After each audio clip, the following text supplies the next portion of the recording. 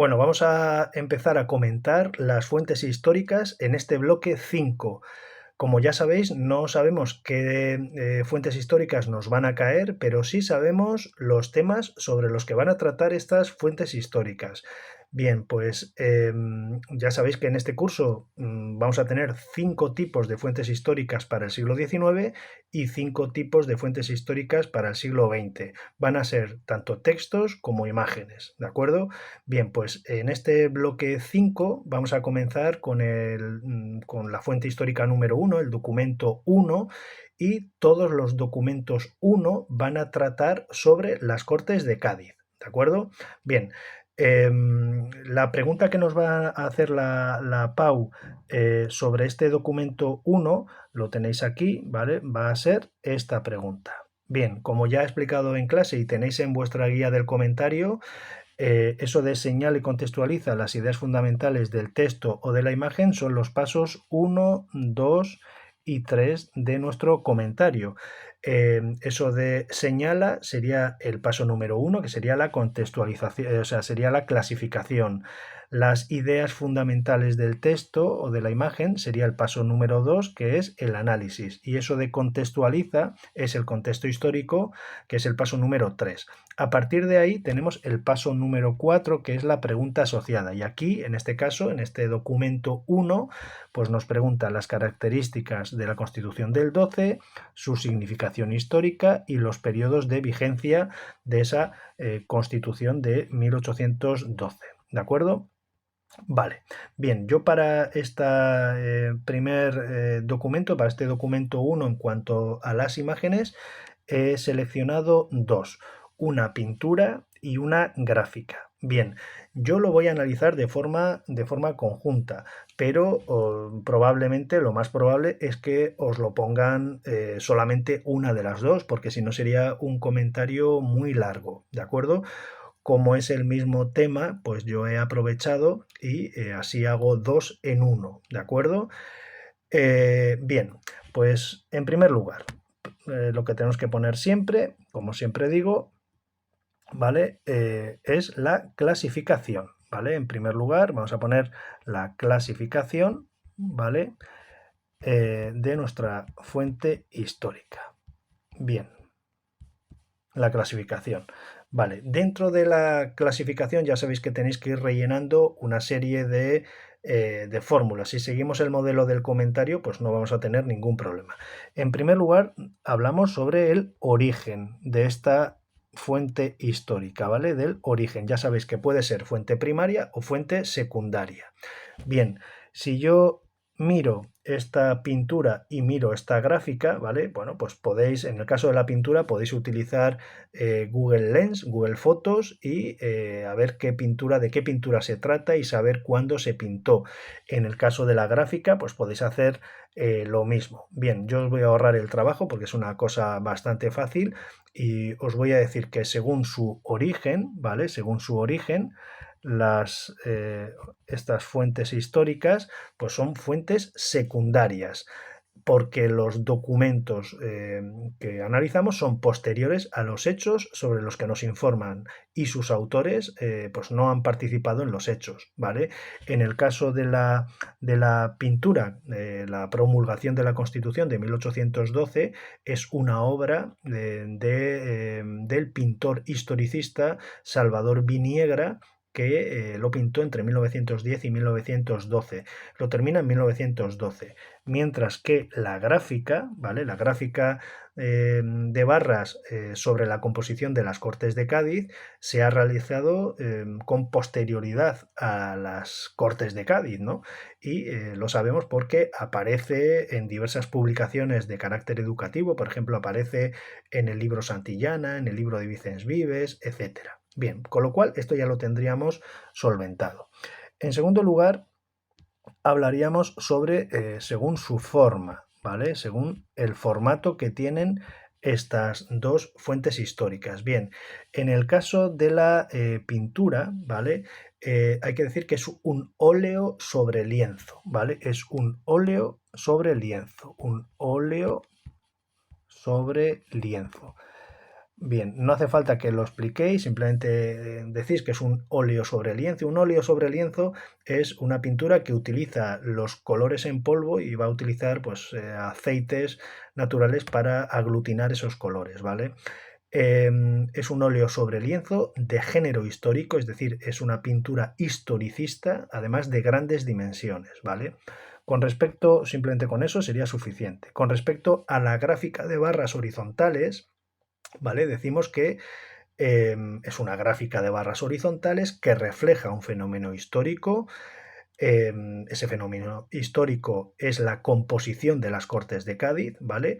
Y hay que decir que representa tanto datos cualitativos, ¿vale? Que los tenemos aquí. Los datos cualitativos son, digamos, las profesiones de los diputados, como datos cuantitativos, es decir, el número de diputados, ¿no? El número de diputados de esas profesiones. Bien, con eso sería suficiente. Vale, por su contenido, ¿vale? Por su contenido, ¿vale? Es decir, la temática que trata tanto la pintura como la gráfica, ¿vale? Tendríamos que decir, según su contenido, ¿vale? Pues decir que reflejan ambas tanto un carácter político, es decir, la promulgación de la Constitución de 1812 en el caso de la pintura, como los diputados de las Cortes en el caso de la gráfica.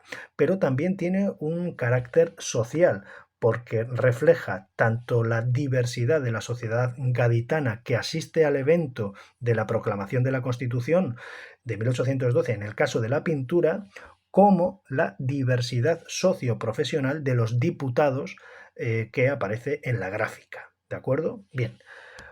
Tenemos que destacar el autor, ¿vale? Bien, el autor no aparece en las fuentes que yo os voy a dar, probablemente en el examen de la PAU sí aparezca, con lo cual, ¿vale? Si sabéis algo del autor, lo decís. Si no sabemos nada del autor, pues simplemente pondríamos el nombre y poco más, ¿vale? Bien, yo os voy a decir que en el caso de la pintura, ¿vale? El autor es Salvador Viniegra,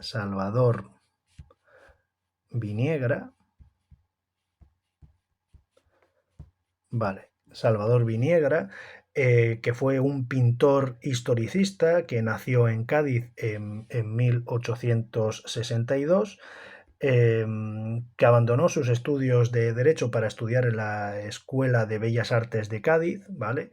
Sabemos que viajó a Roma, donde perfeccionó su técnica del dibujo, que ganó varios premios de pintura, que expuso tanto en España como en Europa, en ciudades como Roma, Viena, Múnich, Budapest, etcétera, y finalmente se estableció en Madrid, donde, y esto sí es importante, si algo os acordáis de este autor, si os ponen esta pintura, decir que fue subdirector del Museo del Prado y que se convirtió en mecenas de las artes, de distintas artes, no solo de la pintura, ¿vale? Y que murió en Madrid en 1915. Con eso sería suficiente. Bien, en el caso de la gráfica, el autor de la gráfica no aparece.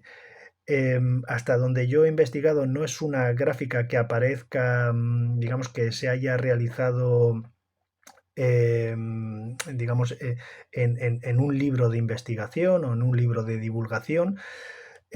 Sí que os puedo decir que los datos históricos que aparecen en esta gráfica para poder crear esta gráfica provienen probablemente del estudio de un historiador que fue especialista en este periodo, que es Miguel Artola, ¿vale? Miguel Artola, ¿vale? Artola, Miguel Artola es un historiador, ¿vale? Que, bueno, murió hace poco, que escribió un libro que se llama La burguesía revolucionaria, 1808-1874, que se publicó en 1973. Y fue uno de los primeros en aplicar el método prosopográfico, esta palabrota, ¿no? Bien, os voy a decir que la prosopografía, ¿vale? La prosopografía es una técnica de investigación histórica que consiste en estudiar biografías colectivas de un grupo específico de personas, pero que comparten una característica, una o varias características comunes. En este caso, lo que comparten estas personas, pues es haber sido diputados de las Cortes de Cádiz, ¿vale? Y es muy interesante porque nos aportan, bueno, pues actitudes, comportamientos y su trazado biográfico, bueno, pues paralelas a las personas que comparten este grupo, y es muy interesante para la historia saberlo, ¿vale? Bien, con respecto al destinatario, ¿vale? Por último, el destinatario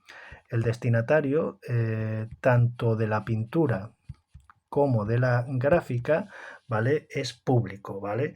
En el caso de la pintura, bueno, pues en el caso de la pintura conmemora el centenario de la Constitución de 1812, y en el caso de la gráfica, bueno, pues está dirigido a quien quiera estudiar ese periodo, ¿de acuerdo? Vale. Bien, en segundo lugar pasaríamos a la parte más importante del comentario, que es el análisis, ¿vale? El análisis, que es como he dicho, la parte más importante del comentario, que vale un punto, así quedamos en la PAU, en la pregunta asociada va a valer otro punto entero, y luego la clasificación y el contexto histórico vale medio punto, con lo cual tanto la clasificación como el contexto histórico debéis hacerlo bastante resumida, ¿vale? Bien. Como tenemos dos imágenes, si os ponen dos imágenes, yo mi consejo siempre es que analicéis primero una y luego la otra, ¿vale? No mezcléis, porque si no os vais a liar vosotros y vais a liar al propio corrector, y os van a puntuar peor, ¿vale? Así que, en primer lugar, ¿vale? Yo pondría, pues en primer lugar, con respecto a la pintura, ¿vale? Con respecto a la pintura, este cuadro se llama La promulgación de la Constitución de 1812. Es una obra del pintor historicista Salvador Viniegra, como he dicho, y que fue realizada en 1912. Se termina en 1912, la pinta entre 1910 y 1912, que actualmente se expone en el Museo Municipal de Cádiz, y representa, esto es lo importante, representa la primera lectura pública de la Constitución de 1812. Bien, estos datos que he dicho, cómo se llama el cuadro y quién lo pinta y cuándo, probablemente os lo pongan siempre en la imagen que acompañe a vuestro examen, ¿de acuerdo? Bien, en este caso yo voy a hacer el análisis de este cuadro en tres apartados importantes. Esto es importante que lo tengáis en cuenta. En primer lugar, voy a analizar la escena principal, ¿vale? En segundo lugar, voy a analizar el resto de las personas que se encuentran en esta escena principal, y por último voy a analizar el entorno, ¿vale? El entorno o digamos, exactamente, el entorno de esta imagen. Bien, en primer lugar, ¿vale? Yo diría, en primer lugar, ¿vale? Que se encuentran, pondría la letra A, por ejemplo. En el cuadro se representa la plaza de San Felipe Neri, estamos en la plaza de San Felipe Neri, ¿vale? Donde vemos que se concentra una gran multitud de personas, algunos investigadores han contado hasta 90, ¿vale? Que con gran entusiasmo, bueno, pues vemos que aclaman la Constitución recién aprobada, ¿vale? Esa es la escena general. Bien, si me centro en la escena de la derecha, es decir, si yo divido el cuadro en dos y me centro en esta parte de aquí, en la parte derecha, ¿vale? Del lienzo, aparece una escalinata, ¿vale? Una escalinata a la entrada de la iglesia de San Felipe Neri. Bien, aquí una curiosidad que no hace falta que apuntéis: la escalinata del cuadro, bueno, pues es una licencia que se ha tomado el pintor, porque en realidad se realizó en una plataforma mucho más humilde, de madera, ¿no? O en el mismo umbral, así nos lo dicen las fuentes, ¿no? El pintor ha hecho una escalinata, bueno, pues bastante más monumental, ¿de acuerdo? Bien, esa iglesia, esa escalinata que da paso a la entrada de la iglesia de San Felipe Neri. Esa iglesia fue el lugar donde los diputados de las Cortes de Cádiz redactaron la Constitución de 1812. Bien, sobre esta escalinata vemos a una persona que es el lector, ¿vale? Sobre ella el lector procede a la lectura de los artículos de la Constitución y detrás vemos pues un grupo de diputados, ¿vale? Que asisten con gran dignidad a esa lectura, a esa proclamación, a esa promulgación de la Constitución de 1812. Como vemos, si nos detenemos un poco, ¿vale? Lo voy a ampliar un poquito, si nos detenemos, vemos que algunos aparecen vestidos de forma tradicional, ¿no? Con peluca, por ejemplo, pues esta persona que aparece aquí, aparece con peluca, ¿no? Y hace referencia al antiguo régimen, por lo tanto, podemos identificar que son diputados absolutistas. Otros vemos que son militares, ¿vale? Pues por ejemplo, lo vemos aquí, estos que son militares, este que está aquí, este que está aquí, ¿vale? Aparecen con uniforme, otros que son religiosos, los tenemos aquí, por ejemplo, un religioso, aquí aparece otro, ¿vale? Que aparecen con hábitos, aparecen también liberales, sin peluca, ¿vale? Por ejemplo, este que está aquí, con una estética más burguesa, y bueno, sabemos que hace referencia a la Constitución de 1812, porque aparece grabado ese año en un escalón, ¿vale? Que aparece aquí, aparece también en la alfombra del estrado, aparece aquí, 1812, ¿vale? También aparece aquí, aunque no se lea bien, ¿vale? Aparece ahí la fecha del 19 de marzo, que es el día en que se proclama la Constitución de 1812, por eso se le conoce como la Pepa, porque se proclama el día de San José. También aparece aquí la fecha de 1812, ¿vale? Así que tenemos muchas referencias a que se encuentra en el año, nos encontramos en el año de 1812, ¿vale? Más cosas. En segundo lugar, yo pondría la letra B. Una vez ya hemos descrito la escena principal, pues pondría la letra B y voy a analizar, bueno, pues el resto, ¿vale? De la escena. Si yo he dividido antes el cuadro aquí, voy a analizar ahora esta parte de aquí y vemos que escuchando la proclamación, ¿vale? Aparecen reflejados pues todos los segmentos de la sociedad gaditana, ¿vale? Aparecen, por ejemplo, aparecen militares aquí, ¿vale? Aparecen con sus trajes, con sus armas. También al fondo podemos ver, aquí en esta parte del fondo, podemos ver las armas, ¿no? Digamos, los fusiles con sus bayonetas, ¿no? Soldados, estos soldados que velan por el orden público de este acto. Vemos también algún clérigo aquí. Vemos también con ese hábito, ¿no? Con ese traje, vemos también clases populares y la burguesía, ¿no? Por ejemplo, pues vemos en esta parte de aquí esas clases populares como las piconeras, ¿no? Estas mujeres que están aquí, que llevan mantillas, peinetas, pañuelos, redecillas para sujetar el peinado, o aquellos incluso que saludan con sus sombreros en un contexto de alegría, tirando sus sombreros al aire, ¿no? Bueno, o sea que vemos diferentes segmentos de la sociedad gaditana en este cuadro representado. De hecho, bueno, pues prueba de la fidelidad del cuadro, pues vemos el pavimento, ¿vale? El pavimento, es decir, el suelo que está mojado y encharcado, como estuvo el día de la proclamación, es decir, que el pintor quiere darle, bueno, pues un sentido bastante realista, ¿de acuerdo? Bien, y en tercer lugar, la letra C, yo pues describiría todo el entorno que rodea a esta plaza de San Felipe Neri. Yo diría que la plaza pues está engalanada como en las mejores fiestas, y así aparecen banderas, escudos, tapices, decoración vegetal, que ayudan a dar pues un gran realce a este momento histórico.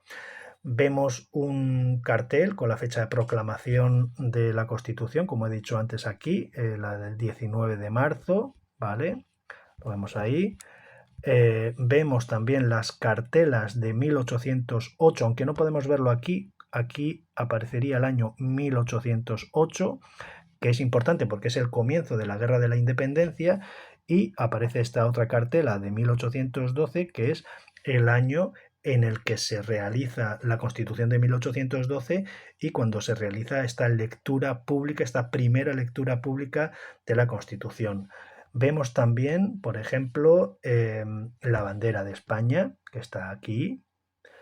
Vemos también el lema de Plus Ultra, que lo vemos en esta columna ahí, Plus Ultra, que es bueno, pues propio de la monarquía española, ¿no? Plus Ultra significa más allá, pues más allá de las columnas de Hércules, fuimos hacia América, ¿no? La colonizamos y la conquistamos. Vemos también bueno, pues el tapiz, este enorme tapiz que tenemos aquí, ¿vale? Con el escudo, con el escudo de España, ¿vale? Aquí sí que os voy a poner cuartel por cuartel de lo que significa cada uno de los escudos del escudo de España, porque es interesante ver que no aparece el escudo de Navarra, cuando Navarra ya desde 1512 forma parte, como habéis estudiado, de España, ¿no? Sin embargo, el pintor va a utilizar el escudo abreviado de la monarquía de España, utilizando el de Carlos III, donde Navarra no aparece representado, ¿vale? Es importante saberlo. Bueno, podemos ver, por ejemplo, que se utiliza, hay 6 cuarteles, pues aparece, por ejemplo, aparece Aragón aquí, aparece aquí Sicilia, el reino de las dos Sicilias, aparece ahí, aparece Austria, ese en rojo, blanco y rojo, Borgoña, ¿vale? Borgoña aparece aquí, esta parte de aquí, también la Borgoña ducal y condal, aparece Parma, por cuestiones familiares, aparece Parma, que sería esta parte de aquí, con la familia Farnesio, Toscana, que aparece aquí con la familia de los Médici, aparece también Brabante, que sería esta parte de aquí, Brabante, ese león sobre fondo negro, aparece Flandes, ¿vale? Aparece Tirol, bueno, aparece un montón de... Vale. Importante es que identifiquéis también los escudos de Reino Unido, que lo tenéis aquí, ¿vale? El escudo de Reino Unido, que sería ese de ahí, y este, que es el escudo de Portugal. Es importante porque estos dos escudos están representados ahí porque van a apoyar a los patriotas españoles en la guerra de la independencia contra los franceses, ¿vale? Y luego también podemos identificar aquí el escudo de Cádiz. El escudo de Cádiz, que también lo veis aquí, ¿vale? Aquí, de hecho nos lo dice aquí, ¿vale? Este es el escudo de Cádiz, que aparece también representado porque es la ciudad donde se redacta la Constitución de Cádiz, ¿no? El resto de escudos, bueno, pues son escudos relacionados con algunos territorios americanos, etcétera, ¿no? Bien, y luego también llama la atención el lema, ¿vale? De patria y libertad, que aparece ahí, que tiene un profundo significado liberal, porque en estos momentos está luchando contra el invasor francés. Estamos en 1812, en plena guerra de la independencia, y además también es importante porque se está instaurando un nuevo régimen político que es el liberalismo. Hasta ese momento tendríamos absolutismo, bueno, pues tenemos ahora liberalismo con la proclamación de la Constitución de 1812. ¿Vale? Bien, esto con respecto a la pintura.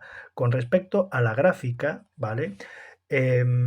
Yo os voy a dar como dos versiones, ¿vale? Dos versiones para que comentéis la gráfica. Una más fácil, que simplemente utilizando vuestros apuntes podéis hacerlo, y otra un poco más compleja que, bueno, pues yo creo que es interesante. Podéis utilizar la de vuestros apuntes, podéis utilizar la que explique yo aquí y lo vais a ver en el documento de la fuente histórica resuelta, o podéis combinarla entre las dos como queráis, ¿vale? Eh, Va a haber una primera, digamos, análisis que os van a servir para las dos, ¿vale? Que tendríamos que poner y luego ya elegís la versión 1 o la versión 2, ¿vale? Yo diría en primer lugar que respecto a la gráfica de barras horizontal representa el número de diputados presentes en las Cortes de Cádiz por profesiones. No nos dice cuándo, la fuente no nos dice cuándo tenemos estos diputados exactamente. Debe de ser entre 1810 y 1813, que es cuando se convocaron las Cortes de Cádiz, ¿vale? Lo que sí sabemos o sí podemos comentar es que en el eje horizontal, es decir, en el eje horizontal, aquí vemos el número de diputados en segmentos o sectores de 10 en 10, ¿vale? De 10, ¿vale? Hasta los 90. Y en el eje vertical, vemos, en el eje vertical se señalan hasta 13 categorías profesionales, ¿vale?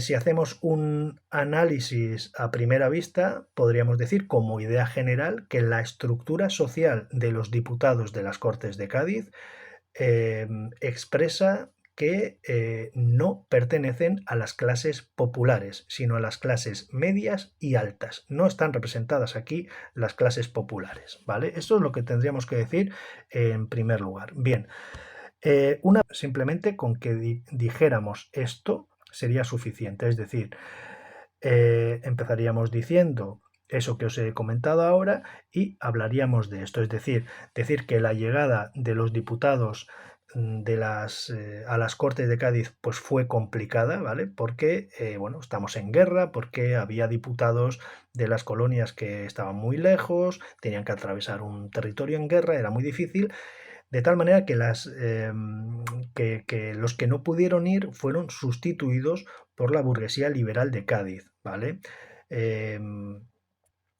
Vale. En segundo lugar, bueno, pues decir la composición, que es, digamos, el análisis que tenéis en la gráfica, que hay un tercio de clérigos, ¿vale? Que va a ser importante a la hora de redactar algunos artículos de la Constitución. Vemos también nobles, pero sobre todo a lo largo de las Cortes de Cádiz vamos a ver sobre todo profesionales liberales, funcionarios, comerciantes, abogados, etcétera, que digamos que va a ser mayoritariamente liberal y burguesa, ¿vale? Decir, si queréis también aquí, que el discurso inaugural pues lo hizo el extremeño Diego Muñoz Torrero, un eclesiástico liberal, y de aquí, de este cuadro amarillo, ¿vale? Pues sí que hay datos interesantes que sí podríais poner.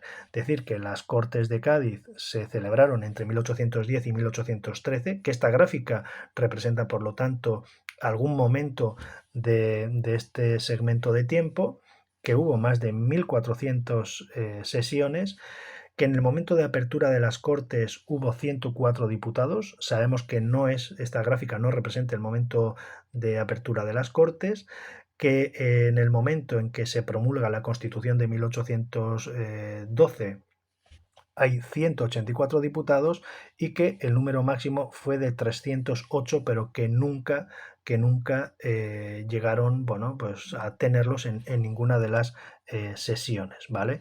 Bueno, eso sería suficiente para analizar este gráfico. Un análisis un poquito más, bueno, pues más acorde a lo que es la gráfica, y si queréis tomar de aquí algún dato, pues estupendo. Bien, yo lo dividiría como en 3 puntos. En un primer momento diría que los datos de esta gráfica nos arrojan estos datos, tenemos a 296 diputados, ¿vale? Si hacemos la suma, pues nos dan 296 diputados.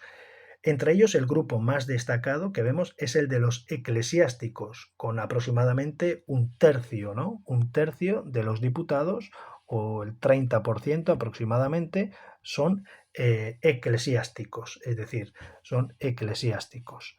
eclesiásticos. Y, aquí pues tendríamos que decir que va a ser importante a la hora de redactar los artículos de la Constitución. Luego tenemos los abogados, que tenemos a 56 abogados, lo que representa, tenemos a 56 abogados que representan aproximadamente pues a un 19% aproximadamente. Luego tenemos a los funcionarios, ¿vale? Tenemos a funcionarios que tenemos a 49 funcionarios, tenemos a unos 49 que representan pues más o menos a un 16,5%. A militares, tenemos militares, tenemos pues a 30, lo que supone un 10% aproximadamente, y luego pues el resto pues más o menos es un 25%, ¿vale? De los diputados. Vale, primero hacemos como ese recuento, podemos hacer un cálculo en cuanto a porcentajes, sabemos el número total, sabemos el número de cada profesión, con lo cual podemos hacer un análisis por porcentaje, ¿vale? Esto no hace falta estudiarlo, simplemente lo hacéis y ya está. En segundo lugar, en la letra B yo analizaría un poco el porqué de estos números, ¿vale? El porqué de estos números. Bien, diría, como hemos dicho antes, que un tercio pertenece al clero, lo que va a explicar, lo que he dicho antes, lo pondría aquí mejor que arriba, ciertos artículos de la Constitución, que otro tercio son profesiones liberales, es decir, la burguesía liberal, abogados, médicos, arquitectos, comerciantes. Vale, es decir, en primer lugar, hemos dicho un tercio del clero, un tercio de burgueses, burguesía liberal, ¿vale? En el clero ya sabéis que tendremos que decir lo de los artículos de la Constitución, en la burguesía liberal decir que son los que hacen la revolución liberal, pero lo hacen en nombre del pueblo. Sin embargo, lo hacen en beneficio propio, es decir, ellos hacen la revolución liberal en nombre del pueblo, pero actúan en beneficio propio. Lo vamos a ver posteriormente con las desamortizaciones, es decir, estando en el poder, los liberales van a expropiar a la nobleza y al clero las tierras y van a poner esas tierras a la venta en pública subasta y van a ser ellos, la burguesía adinerada, quienes van a comprar estas tierras, ¿vale? De tal manera que en este momento, en esta gráfica, hay un tercio de burguesía también liberal representada. Bien, con respecto a la nobleza, que vemos que hay 14, lo que representa un 5% de la gráfica, hay 14, aquí tenemos que decir que están sobre representados. ¿Qué significa esto? Esto significa que vemos en las Cortes de Cádiz nobles en mucha mayor proporción, por 1000 o por 2000, que en la realidad de la población española, ¿vale? Entonces, esto es importante saberlo. Y por último, lo que no vemos es ninguna representación, no hay representación de las clases populares. No hay representación de las clases populares. A pesar, podríamos decir, de que supone el 90% de la población española, a no ser que se encuentren dentro de estos 20, 20 sin profesión determinada, ¿vale? Que puede ser, pero no nos lo especifica, ¿vale? No nos lo especifica, con lo cual, pues no podemos saberlo. Y una letra C, que haríamos, bueno, pues una lectura de todo esto. Decir que los diputados, en su mayoría, pertenecen a las clases medias y altas, Esto se explica porque son los que se refugian o los que pueden refugiarse en la ciudad de Cádiz, mientras que el pueblo se queda en sus lugares de origen porque tiene que combatir en las guerrillas contra la dominación francesa. Así que, como conclusión, podríamos decir que los que deciden son los que tienen medios para instalarse en Cádiz. Con lo cual, las decisiones las toman las clases medias y altas, que son los que acaparan los escaños en las Cortes de Cádiz, ¿vale? Eso es lo que podríamos decir. Bien, en tercer lugar tenemos el contexto histórico. El contexto histórico. Contexto histórico. Vale. En el contexto histórico tenemos que decir, en primer lugar, en todos los contextos históricos, el periodo donde se encuentra integrado nuestras fuentes históricas que tenemos que analizar. Y si tenemos las Cortes de Cádiz, ¿vale? O los diputados, o este cuadro donde estamos viendo la proclamación o la promulgación, la primera lectura de los artículos de la Constitución de 1812, tenemos que saber que estos eventos se encuentran en el periodo histórico conocido como la Guerra de la Independencia entre 1808 y 1814, ¿vale? Eso tendríamos que tenerlo en primer lugar puesto en nuestro comentario, y a partir de ahí explicamos esto de forma muy resumida. Vale, en vuestros apuntes, además de ser un tema PAU, tenéis unas pistas que están en amarillo. Pues simplemente tendríamos que ir explicando con nuestras palabras, enlazando todas las cosas que están en amarillo hasta llegar, desde el Tratado de Fontainebleau, hasta llegar al Tratado de Valensay, ¿vale? Así que tendríamos que decir, en primer lugar, que, bueno, pues a comienzos del siglo XIX España se hallaba vinculada a Francia. Habíamos firmado con Francia el Tratado de Fontainebleau. Ese Tratado de Fontainebleau pues permitía la entrada de tropas francesas para ocupar el reino de Portugal, que bueno, se negaba a cumplir con el bloqueo que Napoleón había impuesto a Gran Bretaña. Esta política de Godoy, bueno, pues va a provocar, bueno, pues una oposición tanto a Godoy como a Carlos IV, que va a terminar en el motín de Aranjuez, otra cosa que está en amarillo, en marzo de 1808, ¿vale?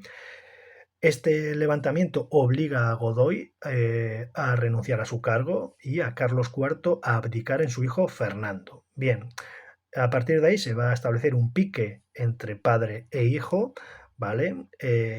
Y bueno, pues van a acabar en Bayona. Bien, con las tropas napoleónicas en España, ¿vale? Porque ya están en virtud de ese Tratado de Fontainebleau, se produce el levantamiento del 2 de mayo de 1808. Esto también está en amarillo. Por el que el pueblo de Madrid se va a alzar contra las tropas francesas. Ya vimos lo que ocurría en el Parque de Monteleón, citar ahí a Daoíz, a Velarde. Bueno, aquí no haría falta explicar todo eso porque vamos resumiendo todo esto, ¿no? Vale. Mientras esto se produce en Madrid, el levantamiento del 2 de mayo, pues se producían esas abdicaciones de Bayona el 5 de mayo de 1808, donde Napoleón obligó a Carlos IV y a Fernando VII a renunciar al trono en beneficio propio, y este se lo va a ceder a José Bonaparte, su hermano mayor, que va a empezar a reinar en España como José I. Esto hace que se inicie la Guerra de la Independencia, que va a durar de 1808 a 1814. ¿Vale? Tendríamos que hablar de las tres etapas de la guerra. Nada, muy resumido, tan solo citar las tres etapas, los años para que sepamos a qué años pertenece cada etapa, y ya está. De la primera etapa diríamos ocupación, se produce la ocupación y levantamiento y los primeros éxitos de los españoles, citar entre ellos la batalla de Bailén en julio de 1808. Una segunda etapa donde vamos a sufrir la hegemonía francesa, pero se van a desarrollar las guerrillas, ¿vale? Entre 1808 y 1812. En esta segunda etapa, Napoleón viene personalmente a España con 250.000 soldados y ocupa casi toda la península, excepto Lisboa, algunas zonas de Galicia, y sobre todo no ocupa Cádiz, que es donde se refugia la Junta Suprema Central, y es donde se van a producir pues, este cuadro que tenemos aquí, ¿no? Y en tercer lugar tenemos la ofensiva final hispano-lusa inglesa, es decir, entre españoles, portugueses e ingleses, entre 1812 y 1814.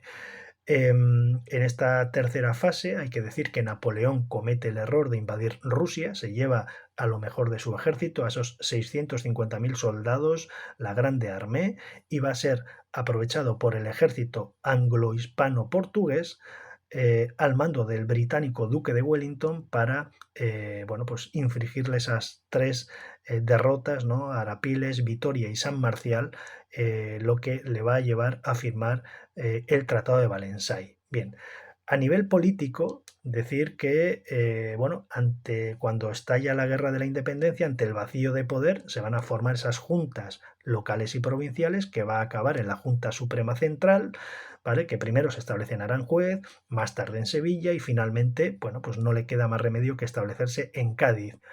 Deciden una convocatoria a Cortes, que están representadas en esta pintura y en esa gráfica, ¿vale? Sabemos que la Junta Suprema Central se disuelve en 1810, que va a traspasar sus poderes a una regencia de 5 personas que actúan en nombre de Fernando VII y son los que van a convocar las Cortes de Cádiz.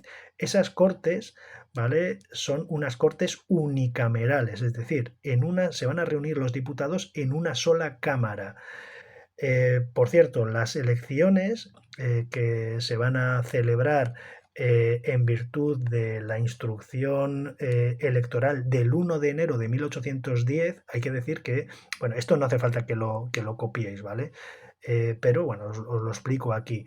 Es la primera norma electoral de la historia de España y esas elecciones establecía que se hiciera por sufragio, digamos, en 3 niveles, la parroquia, el partido y la provincia, donde los ciudadanos elegían directamente a o sea, no elegían directamente a los diputados, sino a unos compromisarios que finalmente realizaban la elección. Vale, ¿quiénes elegían? Pues elegían hombres españoles de ambos hemisferios, es decir, también de las colonias. Tenían que ser mayores de 25 años, que tuvieran casa abierta según la instrucción. Eso quiere decir que ejercieran algún tipo de profesión.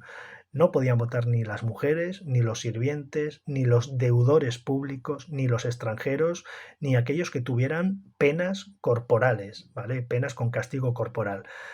No hubo un día concreto de las elecciones, sino que las elecciones se prolongaron durante meses debido a la guerra y a la compleja situación de las colonias, porque habían empezado el proceso de independencia o al complejo sistema de sufragio indirecto. Bien, hago ese pequeño paréntesis, ¿vale? Nada, simplemente decir que eso, que la regencia va a ser quien convoque esas Cortes de Cádiz, va a ser en unas Cortes unicamerales y que en esas Cortes sí que hubo tres tendencias políticas. Por una parte estaban los liberales, que eran partidarios de reformas profundas, querían un sistema unicameral, querían la soberanía nacional, querían la separación de poderes y querían una constitución. En segundo lugar tenemos los jovellanistas, que eran más moderados, que eran partidarios de una soberanía compartida entre el rey y las cortes, y por último tenemos a los absolutistas que defendían el absolutismo. Las tres tendencias compartían a Fernando VII como el rey, el deseado, ¿vale? Bien, finalmente este contexto histórico tenéis que terminarlo con la firma del Tratado de Valensay, por el que Fernando VII regresa a España. Bien, y por último tenemos la pregunta asociada, ¿vale? En cuarto lugar tendríamos la pregunta asociada, que es simplemente meter lo que tenemos en los apuntes, ¿vale? Para esa pregunta asociada, ¿vale? Todo esto, ¿vale? Todo esto, ¿vale? ¿vale? Todo esto que tenéis aquí. La Constitución, tenéis las características, os piden las características, ¿vale? Ya sabéis, soberanía nacional, sufragio universal masculino e indirecto. En este caso no va a ser en 3 niveles, sino en 4 niveles, porque la parroquia pues, se va a dividir como en dos niveles, ya lo hemos explicado en clase, ¿vale? Esa división de poderes, ¿vale? Esa división de poderes, poder siempre de los 3 poderes, ejecutivo, legislativo y judicial. La religión va a ser católica, ¿vale? La religión va a ser católica, fruto de ese tercio de diputados que va a estar, en las Cortes de Cádiz, ¿vale? Aquí lo tenéis, Estado confesional católico, se prohíbe cualquier otra religión. Como sistema político tenemos una monarquía constitucional, es decir, vamos a tener a Fernando VII, vamos a tener derechos y libertades individuales, propiedad privada, todo esto, etcétera. ¿Vale? Luego esto del balance general sería la significación histórica, es decir, tenéis que decir por qué es importante esta constitución, pues obviamente lo primero que tendréis que decir es que es porque es la primera constitución española, fue el primer intento de acabar con el antiguo régimen, fue moderada, sin reformas radicales, por eso pues cuando vuelve Fernando VII va a restablecer el absolutismo y el campesinado no apoyó la Constitución, entre otras cosas porque, bueno, pues vamos a ver cómo, lo vamos a ver en el bloque 6 con el tema de las desamortizaciones, los campesinos pues preferían seguir utilizando sus tierras comunales en el modelo del antiguo régimen.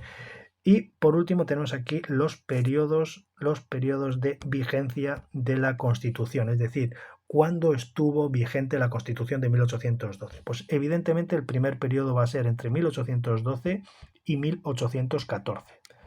Esto tenéis que ponerlo porque muchos no lo ponéis. Cuando regresa Fernando VII en 1814 va a anular la Constitución en virtud de ese decreto del 4 de mayo de 1814 y que vais a tener que analizar en el documento 2. El segundo periodo va a ser el trienio liberal, el periodo del trienio liberal entre 1820 y 1823, ¿vale?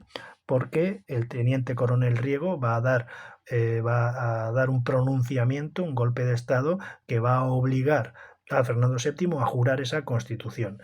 Y por último, el tercer periodo, pues va a ser, lo tenéis aquí, entre agosto del 36 y julio del 37, porque se va a producir otro levantamiento, ¿vale? El levantamiento de los sargentos de la granja, que vamos a estudiar en el bloque 6, y va a obligar a la regente a volver a la Constitución de 1812. Fruto de ese levantamiento, pues se va a redactar la siguiente constitución, que va a ser la Constitución de 1837. ¿Vale?